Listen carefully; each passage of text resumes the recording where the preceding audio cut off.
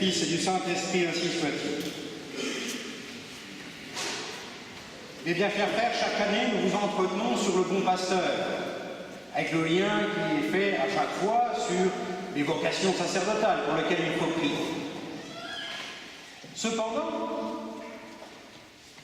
je vous pose cette question, et nous allons tâcher d'y répondre. Pourquoi l'Église choisit-elle le deuxième dimanche après Pâques pour nous entretenir du bon pasteur? Car c'est là une réalité qui pourrait très bien être développée dans les dimanches après la Pentecôte. Pourquoi donc choisir le temps pascal pour insister ainsi sur cette dimension du bon pasteur? Pour le bien comprendre, mes bien chers frères, nous allons tâcher de méditer sur ce qui est sous-jacent à tous les textes de la liturgie que nous venons d'entendre, tant dans l'Évangile que dans l'Épître.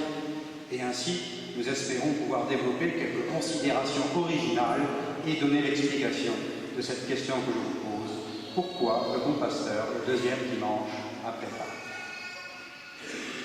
Pour le bien saisir, mes bien chers frères, il faut que vous ayez en tête que notre Seigneur Jésus-Christ a une intention bien spécifique lorsqu'il revendique le titre de bon pasteur. Il le fait dans l'évangile de Saint Jean, que nous venons d'entendre, mais il le fait également dans d'autres passages des évangiles. Vous avez en tête, j'imagine, ce passage où notre Seigneur Jésus-Christ se présente là encore comme le bon pasteur, qui laisse les 99 brebis qui sont gardées, qui n'ont pas de problème pour aller chercher la brebis égarée, qu'il va ramener sur ses épaules amoureusement. Ainsi, notre Seigneur Jésus-Christ, à de nombreuses reprises dans sa prédication durant sa vie publique, revendique ce titre du bon pasteur. Ce n'est pas simplement pour nous faire comprendre de quel amour nous sommes aimés, cette délicatesse du berger à l'égard de ses brebis, car somme toute, il y aurait là peut-être même matière à développer d'autres considérations plus explicites, d'un père à l'égard de ses enfants, d'un époux à l'égard de son épouse, que sais-je. Si notre Seigneur Jésus-Christ, à de nombreuses reprises, se présente comme le bon pasteur, c'est pour faire référence à un texte du prophète Ézéchiel, qui au chapitre 34 dit la chose suivante. « Ainsi parle le Seigneur Dieu, me voici, je veux moi-même prendre souci de mes brebis, et je les passerai en revue. Comme un pasteur passe en revue son troupeau au jour où il se trouve au milieu de ses brebis éparses, ainsi, je passerai en revue mes brebis, et je les retirerai de tous les lieux où elles ont été dispersées en un jour de nuages et de ténèbres.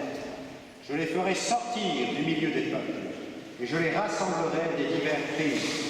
Je les ramènerai sur leur sol, et je les ferai paître sur les montagnes d'Israël, dans les vallées et dans tous les lieux habités du pays. Je les ferai paître dans de bons pâturages, et leur bercail sera sur les hautes montagnes d'Israël. Là, elles reposeront dans un bon bercail, et elles paîtront dans un gras pâturage sur les montagnes d'Israël. Moi, je paîtrai mes brebis, moi, je les ferai reposer, dit le Seigneur Dieu. Je chercherai celle qui était perdue, je ramènerai celle qui était égarée, je panserai celle qui est blessée, et je fortifierai celle qui est malade. Celle qui est grasse et celle qui est forte, je la garderai, et je les paîtrai avec justice. Vous voyez ainsi que tous les passages où notre Seigneur Jésus-Christ fait référence au bon pasteur ont pour but de faire comprendre à ses contemporains qu'il est le Messie annoncé par Ézéchiel. Le bon pasteur prophétisé, le Messie à venir, c'est lui.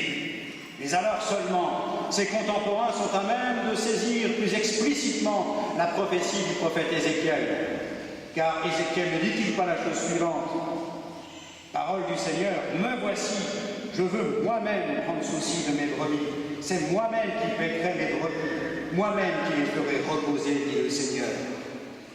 Non seulement notre Seigneur Jésus-Christ revendique sa messianité en se présentant comme le bon pasteur, ce qu'il fait par ailleurs également en se présentant comme l'époux, par la référence au Cantique des Cantiques, mais il affirme ainsi sa divinité, car tous les contemporains ont en tête ce texte du prophète Ézéchiel, et tous alors comprennent de façon renouvelée cette prophétie, car me voici, c'est moi-même qui viendrai paître mon troupeau, Dieu lui-même vient parmi nous pour s'occuper de nous. Cependant, notre Seigneur Jésus-Christ, lorsqu'il revendique ce titre de bon pasteur, amène une précision qui n'était pas donnée par Ézéchiel, à savoir la raison d'être de la venue du Messie. Si Dieu se fait homme, c'est dans quel but? Notre Seigneur Jésus-Christ, dès sa vie publique, l'annonce. Je suis le bon pasteur et le bon pasteur donne sa vie pour ses brebis. Et nous venons de l'entendre, notre Seigneur de répéter, je donne ma vie pour mes brebis. Ce que notre Seigneur Jésus-Christ entend faire, ce n'est pas simplement affirmer sa messianité, ni simplement affirmer sa divinité, c'est affirmer sa mission, son rôle rédempteur, car il vient bel et bien pour donner sa vie pour nous.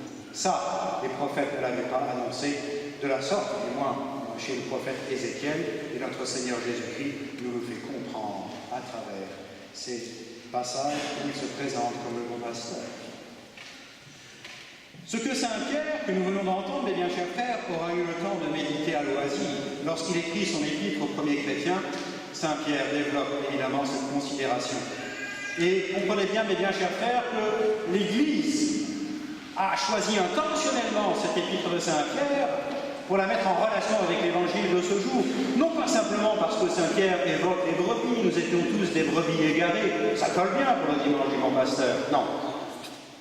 L'Église veut nous faire méditer, plus avant, sur ce rôle rédempteur du bon pasteur, à travers l'épître de saint Pierre.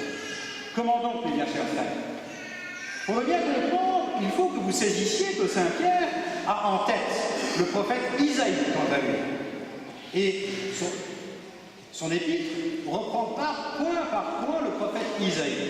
Je ne vous imposerai pas le temps ensemble de vous relire l'épître que vous venez d'entendre. Cependant, souffrez que je vous mette en parallèle des extraits de l'épître de saint Pierre que nous venons d'entendre avec le prophète Isaïe. Et vous allez comprendre alors à quel point saint Pierre est tributaire d'Isaïe.